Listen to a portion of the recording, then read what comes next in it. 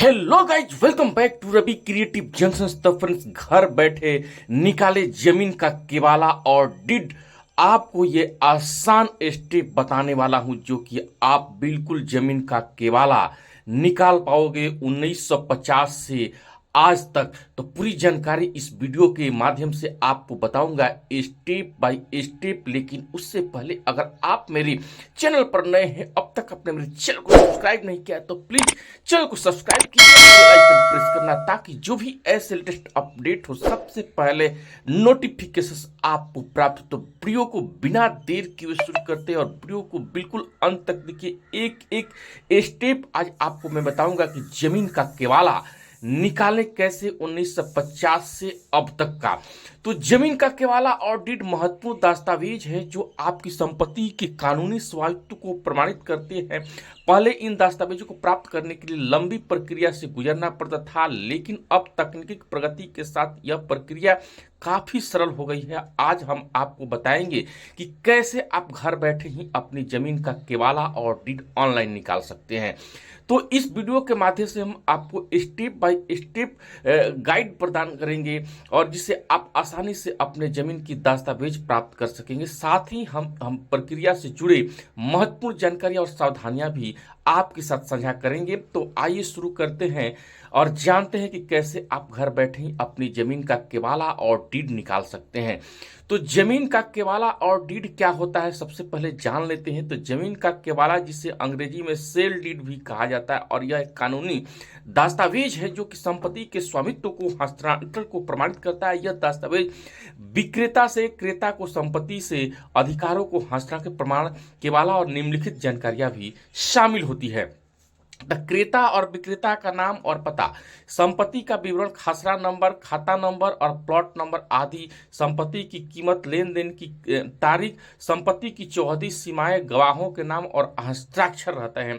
Deed भी एक कानूनी दस्तावेज है जो संपत्ति के स्वामित्व को दर्शाता है। यह केवल एक ही रूप है, लेकिन इसमें कुछ अतिरिक्त विवरण भी शामिल हो सकते हैं। तो आपको मैं बता दूं कि जमीन का केवाला और डीड ऑनलाइन निकालने की प्रक्रिया आप एक नज़र में आपको बता दूं कि सबसे पहले ऑफिशियल वेबसाइट पर जाएं। उसके बाद जो है यूजर रजिस्ट्रेशन करें, लॉगिन करें, आवश्यक जानकारी भरें, फीस का भुगतान करें और दस्तावेज का डाउनलोड करें, प्रिंट आउट लें और सत्यापन कराएं यदि आवश्यक हो तो सबसे पहले स्टेप नंबर 1, ऑफिशियल वेबसाइट पर जाएं। सबसे पहले आपको अपने राज्य में भूमि अभिलेख की आधिकारिक वेबसाइट पर जाना होगा। उदाहरण के लिए बिहार के लिए वेबसाइट है भूमि जानकारी .bihar.gov.in।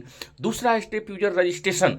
वेबसाइट के होम पेज पर न्यू यूजर रजिस्ट्रेशन या सिंगअप का जो है विकल्प चुने, अपना नाम, मोबाइल नंबर, ईमेल आईडी और अन्य आवश्यक दस्तावेज भरे, एक मजबूत पासवर्ड चुने, ओटीपी वेरिफिकेशन पूरा करें और रजिस्ट्रेशन प्रक्रिया पूरी करें।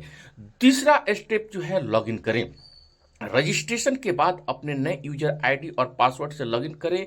चौथा स्टेप जो है आवश्यक जानकारी भरें, डॉक्यूमेंट सर्च या प्रॉपर्टी डिटेल जैसे विकल्प चुने, अपनी जमीन से संबंधित निम्नलिखित जानकारी भरें, जिला, तहसील, अंचल, मौजा गांव का नाम, खाता संख्या, खेसरा संख्या, प्लॉट नंबर इत्यादि अगर उपलब्ध हो कोई एक।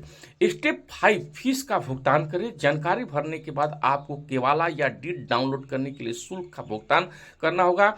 शुल्क राज्य के अनुसार अलग अलग हो सकता है। उदाहरण के लिए बिहार में यह शुल्क 10 रुपया है और आपको 600 रुपया है, और ऑनलाइन पेमेंट गेटवे के माध्यम से क्रेडिट कार्ड, डेबिट कार्ड या नेट बैंकिंग से भुगतान करें।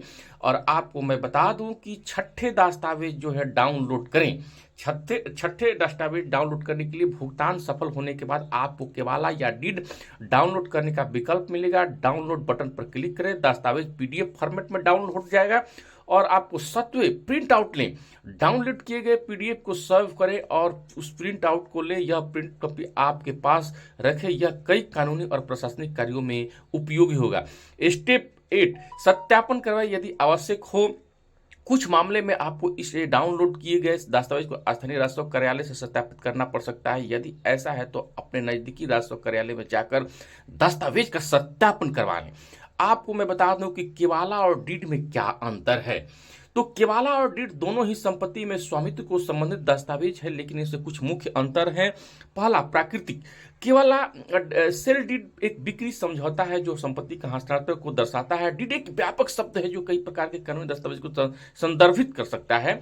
दूसरा उद्देश्य, केवाला विशेष रूप से संपत्ति की बिक्री को दर्शाता है। डीड कई उद्देश्यों के लिए हो सकता है, जैसे कि उदाहरण, किराया या बंधक। केवाला में संपत्ति की बिक्री संबंधित विशिष्ट जानकारी होती है। डीड संपत्ति में स्वामित्व का उपयोग केवल संबंधित विस्तृत जानकारी हो सकती है। तो आपको बता दूं कि केवाला और डीड निकालते समय ध्यान देने वाली भी कुछ बातें हैं जो आपको जानना बेहद जरूरी है। तो ये सही जानकारी दर्ज करें। गलत जानकारी भरने से आपका दस्तावेज डाउनलोड नहीं हो पाएगा। यह गलत दस्तावेज डाउनलोड हो सकता है। इंटरनेट कनेक्शन सुनिश्चित करें आपके पास इस इंटरनेट कनेक्शन, ताकि प्रक्रिया बीच में कोई बाधा ना आए। समय सीमा, कुछ राज्यों में डाउनलोड लिंक कुछ समय के लिए वैध रहती है, इसके लिए दस्तावेज तुरंत डाउनलोड कर ले। गोपनीय, अपने लॉगिन कॉन्फिडेंशियल किसी के साथ साझा न करें। ऑपरेट जानकारी सुरक्षित करें और आपके पास संपत्ति की न्यूनतम जानकारी, फीस का भुगतान, शुल्क का भुगतान करते समय सावधानी बरतें। रसीद जरूर सेव कर लें। बैंक अब खर्चे डाउनलोड किए गए दस्तावेज की डिजिटल प्रिंटेड कॉपी देने को रखें। तो आपको बता दूं कि केवाला और डीड का उपयोगिता क्या है। कानूनी प्रमाण पत्र दस्तावेज, आपको संपत्ति स्वामित्व कानूनी प्रमाण पत्र, बैंक में लोन, संपत्ति पर लोन के लिए ये दस्तावेज आवश्यक है। बिक्री, यदि आप संपत्ति से बेचना चाहते हैं तो इन्हें दस्तावेज की आवश्यकता होगी। विवाद निपटाने के संबंधी विवाद में किसी विवाद को दस्तावेज का महत्वपूर्ण साक्ष्य है। सरकार कई कार्यों, सरकारी और कार्यों में योजना के लिए इन्हें दस्तावेज जो है आपको मांग करता है और आपको देना होगा।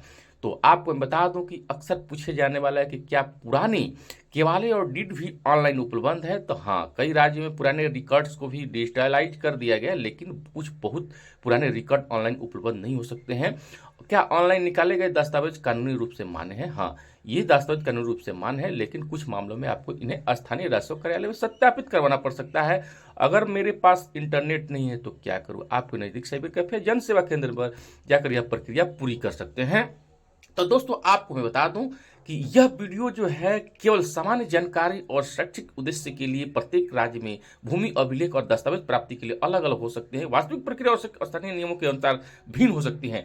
तो आप कृपया करके जो है विशेष जानकारी के लिए अपने जो है नज़दीकी कार्यालय, भूमि सुधार का जो कार्यालय है उसमें जाकर जरूर एक बार विजिट करें और पूरी जानकारी लें, और उसके बाद ही कोई जो है आप कार्य करें। तो आपको ये वीडियो कैसा लगा कमेंट करके जरूर बताइएगा। अगर आप मेरे चैनल पर पहली बार हैं और अब तक आपने मेरे चैनल को सब्सक्राइब नहीं किया तो प्लीज़ चैनल को सब्सक्राइब कीजिए, क्योंकि इस चैनल पर आपको ऐसे लीगल टिप्स संबंधित जानकारियाँ मिलती रहती है। जय हिंद।